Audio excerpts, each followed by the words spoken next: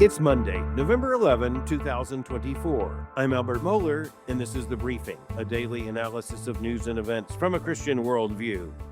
One thing becomes clearer as we move away from the election, and that is that it turns out to be an even bigger story than was understood at the time. That's not a complete surprise. When it comes to the election data, you have the big wave of information, and basically the first thing everyone needs to know is who has won the election. It takes some time after that for an awful lot of the data to be assimilated, and frankly, for a lot of it even to be counted and analyzed. So here's what we now know. We now know, for example, that Donald Trump didn't win a swing state. He won all 7 of them.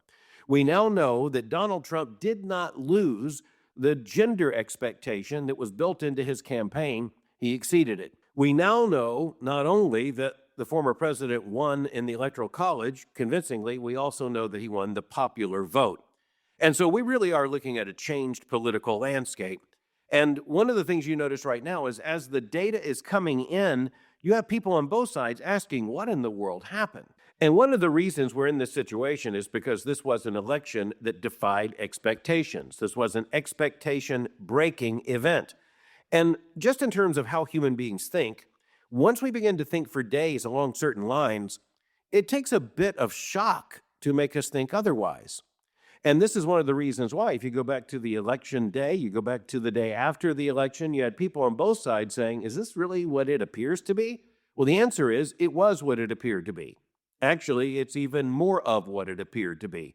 It's what it appeared to be, and just more so. But as more of the data becomes available to us, there are many different, very interesting things that come to mind. Now, for one thing, going into the election, we were told the big issues were what? We were told that the big issues were immigration and abortion. Not so. Turns out that abortion was a fairly highly ranked issue, but it came in at best third in terms of the most urgent issue. Voters were more likely to vote on the economy than they were on abortion, and immigration was either the first or second issue in almost every one of these data calls. And so what you had going into the election was that the abortion issue was, to use the statistical and sociological word, it was salient, but it was not nearly as salient as some other issues. And in worldview perspective, a part of what that tells us is that people do often register very strong opinions or beliefs on certain issues, but then they turn around and do something that indicates they really didn't mean that, at least with the intensity that they said it when they were speaking to a pollster. It's one of the reasons why I just want to remind us over and over again, we have to take a lot of the polling data, the survey data, with a very light touch. We have to look at it with some degree of skepticism.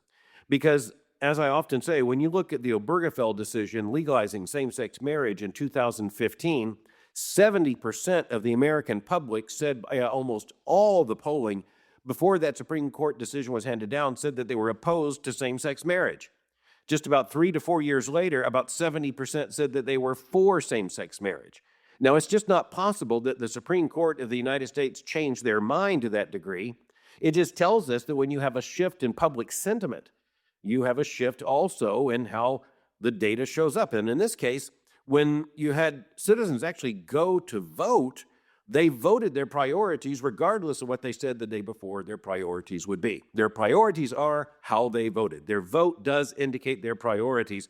And when they're casting their vote, if they say, this is why I cast it, well, it's at that moment that all this becomes most interesting. So you have headline news stories the day of the election saying abortion just might be the biggest issue. Turns out it wasn't. Now, as a Christian, I have to say, I am very, very disturbed by the direction the abortion issue has taken since the Dobbs decision in 2022. But still, when you look at this, you recognize that even when you had the issue of abortion on the ballot in 10 states, and we lost a majority of those, sadly, but we had big victories, especially in the state of Florida, but you had people who voted for Donald Trump as president. They voted for the Republican ticket when it came to president and vice president. Then they turned around and voted in a way that seems to be incongruous on the abortion question. And again, Christians look at that and we recognize that one of our goals in life, in our intellectual discipleship to Christ, is to be consistent. But we also understand that that's a struggle. We understand that we have to think clearly, and sometimes as Christians, we have to think together in order to make certain that we are thinking consistently. But you know, most of our neighbors don't work that hard at consistency. And that's not to throw them under the bus. It's just to say that if you do not have an objective truth that establishes a direct line from which you operate, then some degree of inconsistency is just going to be baked into the cake. Now, we also understand in a fallen world where sin shows its effect in every dimension of life, including our thinking, those of us who want to be most consistent and want to think ourselves most determined to and committed to be consistent, we're often less consistent than we want to be. It's also really interesting in worldview analysis to see how people are thinking in the aftermath of the election. The front page of yesterday's edition of the Winston-Salem Journal included a headline with a subhead, quote, "Tapping into culture wars, young men's fears and outrage fueled his victory." That means Donald Trump's victory. So again, they're saying that Donald Trump's victory is traceable to tapping into the culture wars, young men's fears and outrage. They're saying that that's what fueled his victory. Now, is that right or is that wrong? Well, it's not entirely wrong. Donald Trump, from the beginning of his political life, has understood the salience, the importance of worldview issues, of moral issues. But he wouldn't even put it that way, would he? No, he would simply understand they're part of the culture war. And a part of his political skill, quite frankly, has been directing an awful lot of his attention and the attention of his followers and supporters to these culture war issues. And again, I will say very clearly that Donald Trump is not consistent on these issues. His inconsistency on the issue of abortion should be signal enough. On the other hand, he has been less consistent than the Democrats in a way that pleases voters. One of the problems with the Democrats is that they have been very consistently moving to the left in recent election cycles. And so, in this sense, it's one thing to be consistent, it's another thing to be consistently wrong. But as you look at this article in the Winston-Salem, North Carolina paper, the paper is trying to explain to its readers that the reason why Americans voted as they voted is because Trump tapped into their culture wars and in their culture war fears. Now, is that right or is that wrong? Well, let's just state the obvious here. When it comes, for example, to the issue of immigration, you have a battle of narratives, you have a battle of policies, you have a battle of different proposals. One, of course, that came with the support of the Biden administration. Former President Trump says that he will have, now President-elect Trump says that he will have his own proposal. But the fact is, they're not just tied to some kind of imaginary culture war. This is where Christians step back and say, no, you look at the definition of marriage, you look at the LGBTQ issue. Right now, the front line on that is the T, transgender. You look at issues related to Hollywood and media. You look at issues related to all kinds of moral explosions all throughout our culture. The culture war is not a political invention. The culture war is not an illusion. The culture war is real. We have polarization in this country on some of those basic moral questions. And even as you have this newspaper saying, hey, this is basically politics, no, it's a lot deeper than politics. The other aspect of this article that turned out to be very interesting is the fact that you have the writer here, Richard Craver, acknowledge the fact that Donald Trump did turn out the young male vote as was hoped by his campaign. The Kamala Harris campaign did not turn out the differential in terms of the women's vote that she was counting on. Now, the vast majority of non-white women, that's just a statistical category, they did vote for Kamala Harris. But you know, when it comes to the total women's vote, it didn't turn out for Harris as the Harris campaign had predicted, and frankly, as it was depending upon. Okay, so that tells us something. It tells us that Donald Trump had a deeper purchase on the support of young male voters. And by the way, that means record vote for the Republican ticket when you look at young black men and when you look at young Hispanic men and when you look at the total category of young men, Donald Trump has tapped into something very, very real. But when you look at the other side of the equation, Kamala Harris was supported more than Donald Trump was supported by women's vote in the aggregate, but you break it down into different segments. Number one, she didn't get the numbers she needed, and the differential wasn't close to what she and others were counting on. And so what does that tell us? Does it tell us that somehow men were more consistent in this election or more predictable than women were? Well, certainly on the predictable side, yes. Men, and the younger the men in terms of the sample here, the more this is so, they did turn out as expected.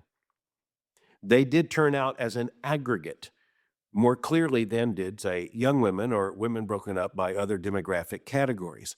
Now, this also raises another issue I've talked about on the briefing before. When you talk about men, and especially as you talk about young men in this kind of demographic differential, you're primarily talking about young men who are not fathers. Okay, so just keep that thought for a moment. When you talk about the women's vote, well, there are people who will split that down into college-educated women, non-college-educated women, suburban women, more urban concentrated women. They'll break it down into racial categories and other things. But here's the thing. You know the big difference in the women's vote? It's whether or not they have one child in the home. If a woman has one child in the home, she is more likely to vote Republican than Democratic 7 out of 10 times. And the flip side is also true. If that woman does not have a child in the home, she is more likely to vote for the Democratic candidate. This was made very, very clear in a series of elections, most famously an election for the office of governor not many years ago in the state of Virginia. So what does that tell us? Well, it tells us that one of the differences between men and women, hold on to this, is that women have motherhood as a major factor, and obviously men don't. Now, I know we're living in a confused age, but we got a handle on this clearly. Okay, so looking at the women's vote, the fact that the presence of even one child in the home apparently changes just about everything. It also tells us that when you look at this particular differential, well, it makes all the difference if that mother is voting with the view, the welfare, the safety, the future of even one child in view. Now, when you look at the young men's vote, again, it's very different. For one thing, obviously, we're not talking about motherhood. We're the people who understand that very clearly. But it also raises the question long term as to where those young men will go in terms of their political commitments in the future. And one of the things that every civilization has countered on, and you could look at someone like Pitirim Sorokin. You've heard me quote him before. He was the founder of the sociology department at Harvard University. Don't worry, he wasn't a liberal. He was very much a conservative. And he said that the future of a civilization depends upon the transition in that civilization of young men from being merely unattached young men to being husbands and fathers. Sorokin understood very clearly that if that doesn't happen, the civilization is weakened. Eventually, that civilization will fall. And so it's interesting right now that the political scientists, the demographers, they're all looking at the women's side of the equation saying, what does this mean? Well, it really means something on the other side as well. The question for the future of this civilization. And of course, this does have ramifications for future political elections. The big question is, where are these young men headed in the future? But speaking of moral clarity, it's really interesting that the weekend edition of the Wall Street Journal had on its front page an article with the headline, Transgender Rights Took Center Stage Late in Race. So here's something that surprised just about everyone. You had the Trump campaign, and you also had groups allied with the Trump campaign that put out major advertising to the tune of something between $30 and $40 million nationwide. Several advertisements were run reminding Americans, for example, that Kamala Harris had supported taxpayers paying for so-called sex reassignment surgery when it came to prisoners. And frankly, the unwillingness of Kamala Harris to answer a straightforward question about transgenderism in terms of the law and public policy, well, that all turned out to be a far more salient, far more powerful issue in the election last Tuesday than anyone had expected.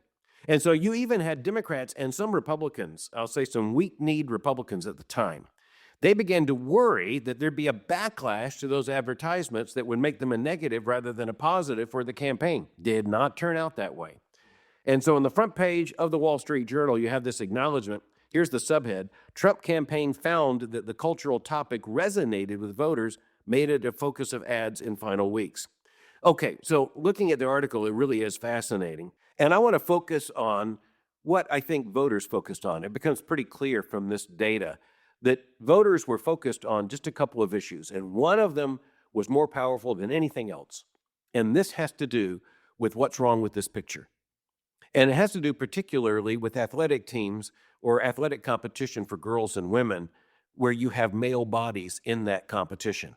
And so you have people, it's interesting at this point, that you have advocates for the LGBTQ movement who are making an argument And never was the incongruity and ridiculousness of this argument made more clear than in the response to these ad campaigns. So here was the response of many LGBTQ activists to the eruption of the transgender issue in the campaign. Here's what they said. It doesn't happen, and when it does happen, it doesn't matter. I just want to call them out on this logic because it shows up in this article in the Wall Street Journal. It shows up just about everywhere.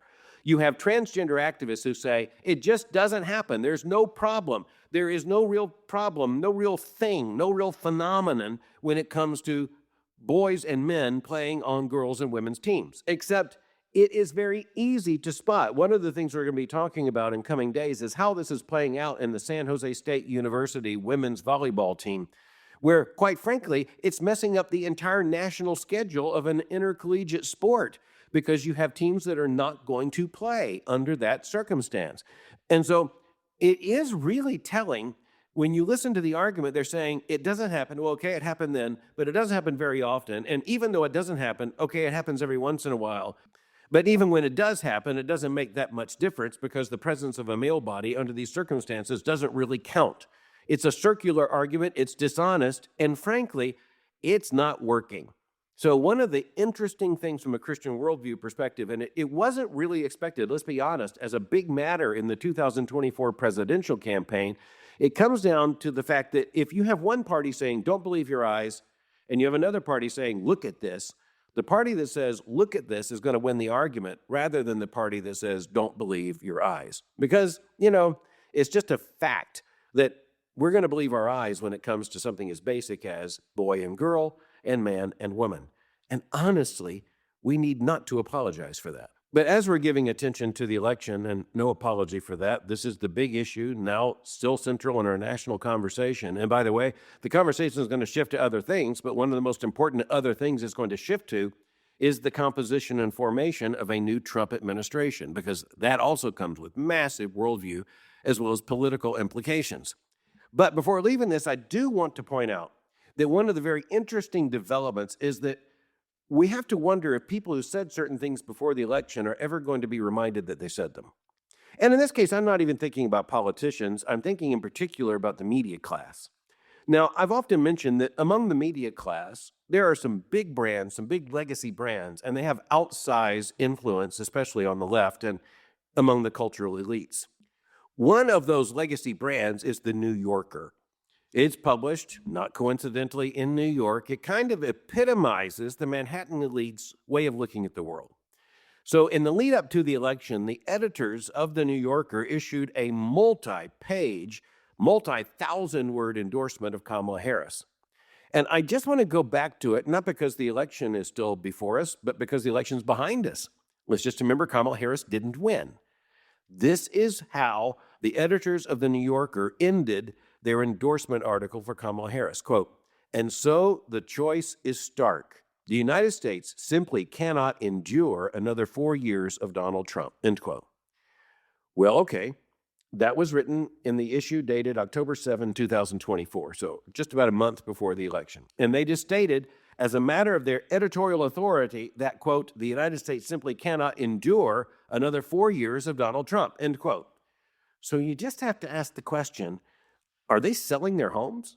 Are they moving out of the country? Because they just declared a month ago that the nation can't survive another 4 years of a Trump presidency. Now, I don't even mean at this point to speak politically. I'm not saying that your analysis of that statement should come down to whether you supported one candidate or another in the election. I'm simply saying that if you say that the nation can't endure X and X happens, you're left with the explanation as to whether you meant what you said or if you just habitually use hyperbole and overstatement. Well, I think we should be somewhat thankful that the editors of the New Yorker in this case are almost assuredly more guilty of overstatement and hyperbole than they are of actually believing that the nation and our civilization are about to collapse. But it does point out the need for restrained speech. And that's not something that just applies to the cultural elite. This is something that applies to all of us. This is not just a problem on the left, it's also a problem on the right. We need to make certain that we can live with what we say. And we need to make certain, particularly, that if we say in moral terms there's a cause and effect, we better take responsibility for our argument of cause and effect. But speaking of arguments, I want to end on an even bigger issue and an even bigger argument, because the New York Times, as we look at the Sunday edition, that's yesterday's edition, ran in the editorial section an article entitled "The Gift of the Cosmic Void." You want to talk about something other than the election? Well, let's talk about whether or not there's meaning in the universe. In this case, the writer is Paul M. Sutter, identified as a theoretical cosmologist. And here's what the theoretical cosmologist writing for the New York Times wants us to know. And that is, quote, "By strict accounting of cosmic abundances, our planet and the life we find here amount to essentially zero, insignificant, a small speck of blue and green suspended in an ocean of night, a tiny bit of rock and water orbiting just another star." He continues, quote, "The great forces that shape our universe have grown the voids over billions of years, and their present-day monstrousness puts cosmic insignificance into stark relief. Forget planets and stars. At these scales, even mighty galaxies are reduced to mere dots of light," end quote. What's he talking about? He's saying that the entire cosmos is mostly an empty abyss. It is mostly empty space. It is all a giant cosmic accident. Then he comes back and says that the meaning, even on planet Earth, the meaning of life on this planet is, quote, essentially zero. His next word, insignificant. Now, I just wanted to point to this, and I'm not going to look at detail at his argument. You pretty much have the argument. But if you are merely a theoretical cosmologist, and if you are basically committed to a secularist, to a materialist, to a naturalistic worldview, this is where you have to go. You eventually have to arrive at the fact that life here means absolutely nothing. That human life on one planet is absolutely insignificant. Let me just remind you that the Christian worldview begins with the exact opposite logic. It's not just a different logic, it's the exact opposite logic.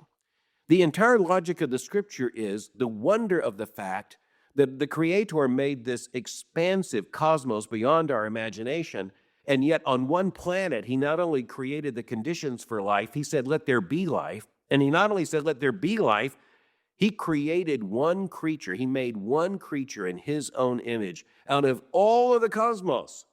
If that's all it means to God's glory that the Creator created this cosmos, and that includes this galaxy, and it includes this universe, it includes this sun, it includes these orbiting planets, and on this pale blue dot of a planet called planet Earth, He said, "Let there be life."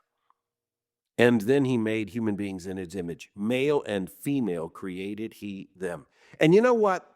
As we think about all the cultural conversation about the election and about all the controversial issues of our day, doesn't it tell us something that in the middle of all of this, the nation's most influential newspaper would run an opinion piece saying that human life itself doesn't matter?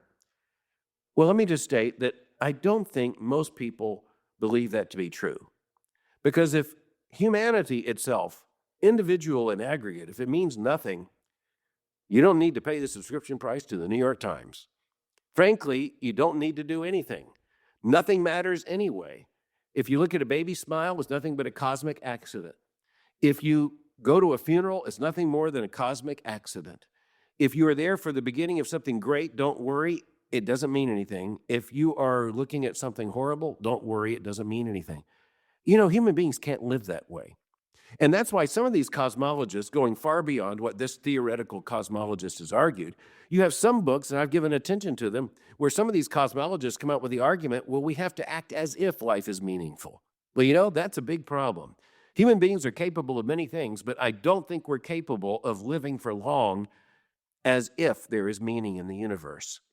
No, this ought to give us, just at the beginning of this week, another sense of gratitude towards God. Another aspect of God's glory demonstrated in the midst of all of this. And at least God's glory is demonstrated in stark relief over against the meaninglessness of a void where the universe means absolutely nothing. Here's a sentence in this article, quote, "Yes, the universe is mostly void, but we have found many wonders in these great expanses," end quote. So they're nothing, but you find wonder in them? I think we all see the limitations of that worldview. And I don't think that's the way an honest human being thinks. Again, looking in the face of a baby, you can't say, what a weird but kind of wonderful accident. There's got to be a lot more to it than that. We know it in our hearts. We need to communicate that to our brains. It gives Christians the great opportunity to witness to the gospel of Jesus Christ by doing what the Scripture does, and that is even beginning at the moment of creation, when it is the Creator God who said, let there be life, and made us in His image. That's where the story starts. And as we know, that's the only story we know. And it's the only story that's true. And so it's the story that shapes our entire worldview and animates our entire lives. So we began with controversy about the election and end with questions about meaning in the universe. I'd say it's a good way to start a week. Thanks for listening to The Briefing. For more information, go to my website at albertmohler.com. You can follow me on Twitter or X by going to twitter.com/Albert Mohler. For information on the Southern Baptist Theological Seminary, go to sbts.edu. For information on Boyce College, just go to boycecollege.com. I'm speaking to you from Winston-Salem, North Carolina, and I'll meet you again tomorrow for The Briefing.